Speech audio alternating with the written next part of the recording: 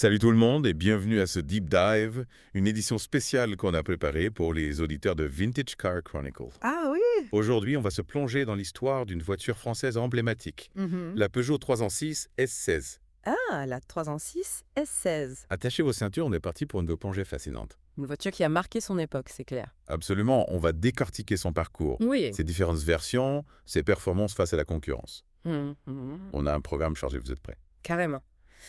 On va essayer de comprendre pourquoi elle continue à fasciner autant, même aujourd'hui, Voilà. d'ailleurs. Saviez-vous que la 306 S16 a failli ne jamais voir le jour? Ah bon, racontez-moi ça. Au début des années 90, figurez-vous que Peugeot hésitait à lancer une version sportive de la 306.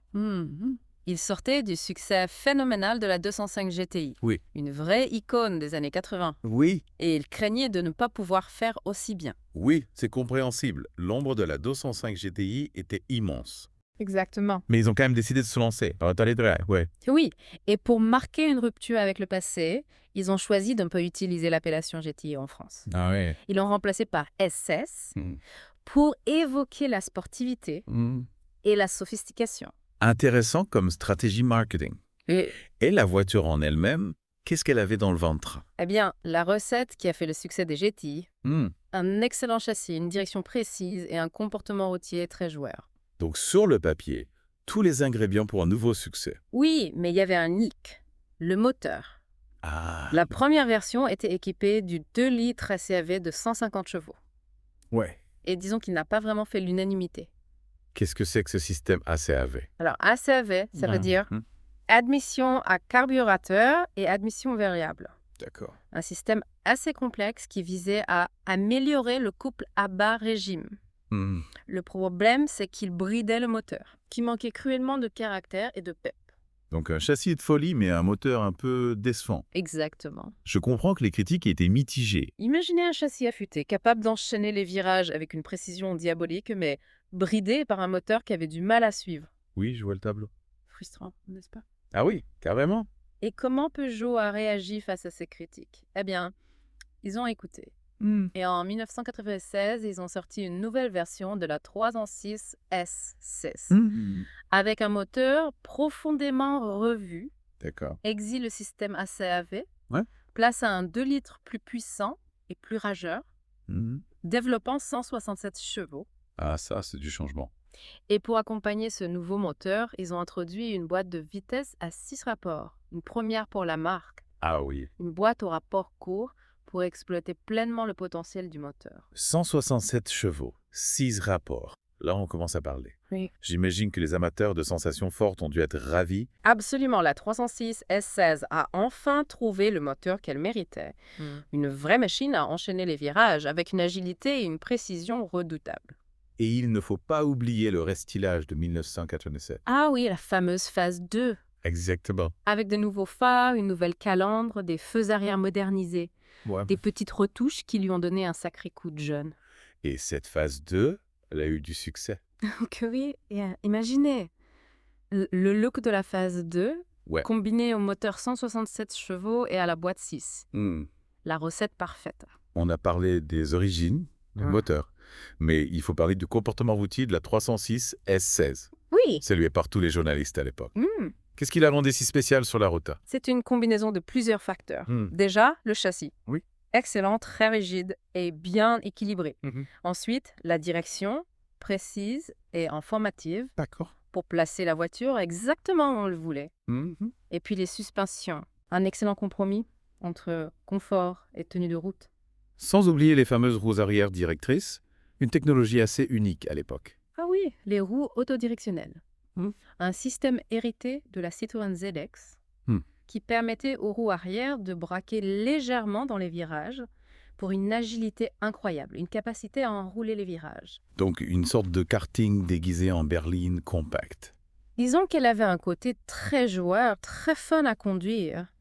Et ce comportement exceptionnel a contribué à forger sa légende. Et ce qui est fascinant avec la 306 S16, Oui. c'est qu'elle n'était pas qu'une bête de course. Elle était aussi assez confortable et pratique pour une utilisation quotidienne. Oui, c'est vrai. On peut dire qu'elle était polyvalente. On pouvait s'amuser sur les petites routes le week-end Oui. et l'utiliser pour aller au travail la semaine sans problème. Exactement. En parlant de polyvalence, Oui. la 306 S16 était-elle à la hauteur face à la concurrence de l'époque? Alors? On a évoqué la Golf GTI, la Renault 19 16S. Oui. C'était un segment très disputé. Absolument, la concurrence était rude. Hmm. Mais la 306 S16 avait des arguments de poids, son châssis exceptionnel, Oui. son moteur vif Mhm. et sa boîte de vitesse bien étagée. Et au niveau des performances pures, Hmm. elle se situait où par rapport à ses rivales? Eh bien, elle n'avait pas à rougir. Elle était souvent plus rapide, D'accord. notamment sur les reprises et les accélérations. Mhm. Par exemple, elle était capable d'abattre le 0 à 100 km en un peu plus de 8 secondes, qui était très honorable pour l'époque. Donc elle n'était pas seulement agile et plaisante à conduire. Non. Elle avait aussi du répondant. Tout à fait. Et puis, il y avait aussi le prix. Ah oui? La 306 S16 était souvent moins chère que ses concurrentes allemandes, ce qui la rendait accessible à un plus large public. Sportive, polyvalente et abordable. Oui. Pas étonnant qu'elle ait connu un tel succès. La 306 S16 a vraiment coché toutes les cases. Et pour couronner le tout, il y a eu la 306 Maxi. Ah oui, et la fameuse version de rallye. Exactement. La 306 Maxi, c'était la version ultime de la 306 S16, Ouais. développée pour la compétition. Elle a brillé sur les spéciales du championnat de France Oui.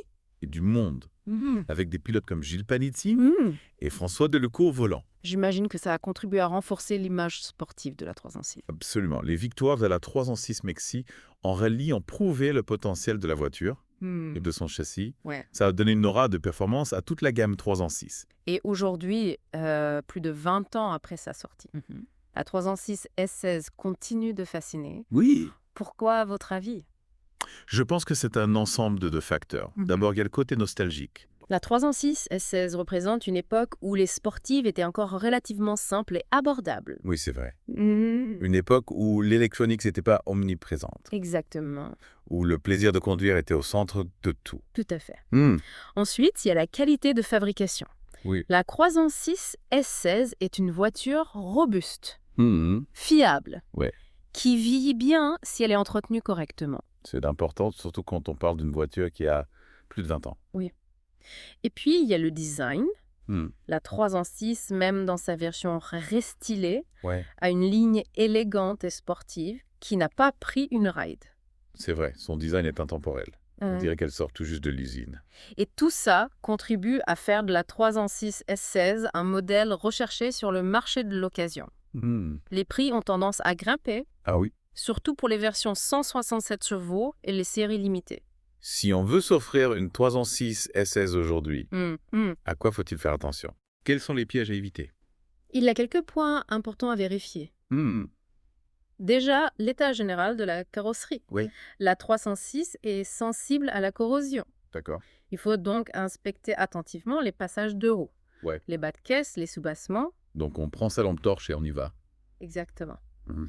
Ensuite, il faut vérifier l'état du moteur et de la boîte de vitesse.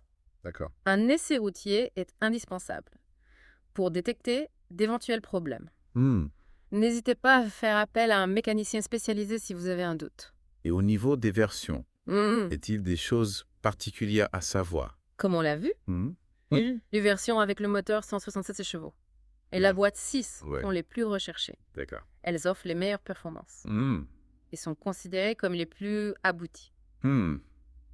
Les versions ACAV peuvent être intéressantes Oui. pour un budget plus serré, mais il faut être vigilant sur l'état du système ACAV, qui peut poser des problèmes avec le temps. Donc, si on résume, on privilégie une version 167 chevaux. Oui. On vérifie soigneusement la carrosserie et la mécanique. Exactement. Et on n'hésite pas à demander l'avis d'un expert. Tout à fait. Et si vous trouvez une belle 306 S16 qui coche toutes ces cases, n'hésitez pas. C'est une voiture qui vous procurera beaucoup de plaisir au volant et qui a un bel avenir devant elle sur le marché de la collection. Bon, on a vraiment décortiqué cette 306 SSS, Oui. son histoire, ses performances, son design. On a tout passé en revue. On a fait le tour. Mais avant de conclure, j'aimerais qu'on donne quelques conseils concrets à nos auditeurs qui seraient tentés de s'offrir ce petit bijou. D'accord. Par où commencer si on cherche une 306 SS aujourd'hui? Et ses besoins. Est-ce qu'on recherche une voiture pour un usage quotidien? Ou plutôt pour le plaisir du week-end? Est-ce qu'on est prêt à mettre les mains dans le cambouis? Oui. Ou est-ce qu'on préfère une voiture en parfait état? C'est vrai, ce sont des questions importantes à se poser Oui. avant de se lancer dans la recherche. Et une fois qu'on a défini ces critères, Oui. où est-ce qu'on peut trouver des 3 en 6 S16 à vendre? Alors, plusieurs options. Hmm. Les sites de petites annonces en ligne, bien sûr, Oui, mais aussi les forums spécialisés, d'accord. les clubs de passionnés, et puis il y a les ventes aux enchères, Oui. qui peuvent réserver de bonnes surprises. Et au niveau des prix, à quoi faut-il s'attendre? Alors, les prix varient beaucoup. En fonction de l'état, du kilométrage, de la version, Oui. on peut trouver des 3 en 6 SS16 à partir de 3 000 €. Mais il faut prévoir un budget pour la remise en état. Pour une belle 167 chevaux Phase 2, Oui. il faut compter entre 8 000 et 12 000 euros. Et les séries limitées, comme la Le Mans ou la Rallye, Oui. peuvent atteindre des prix encore plus élevés. Donc, il y en a pour toutes les bourses. Oui. Mais il faut être prêt à mettre le prix, si on veut une voiture en parfait état. Exactement. Et une fois qu'on a trouvé une 3 en 6 S16 qui nous intéresse, quels sont les points à vérifier absolument avant de l'acheter? On a déjà évoqué la corrosion, Oui. qui est un point crucial. Il faut inspecter attentivement la carrosserie, Ouais. notamment les passages de roues, les bas de caisse, les sous-bassements. N'hésitez pas à utiliser une lampe torche et un aimant D'accord. pour vérifier l'épaisseur de la tôle. Et au niveau de la mécanique, à quoi faut-il faire attention? Il faut bien sûr vérifier le carnet d'entretien et les factures Oui. pour s'assurer que la voiture a été bien suivie. Prêtez attention aux courroies de distribution, aux amortisseurs, aux freins, à l'embrayage. Un essai routier est indispensable pour détecter l'éventuel problème.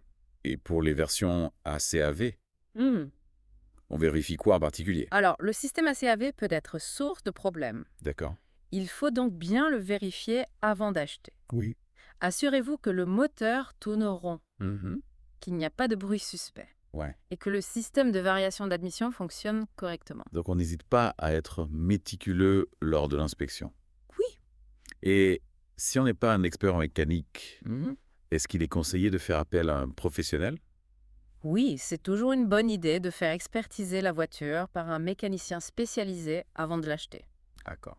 Ça vous permettra d'avoir un avis objectif sur son état et d'éviter les mauvaises surprises. C'est un conseil précieux. Merci pour toutes ces informations. De rien.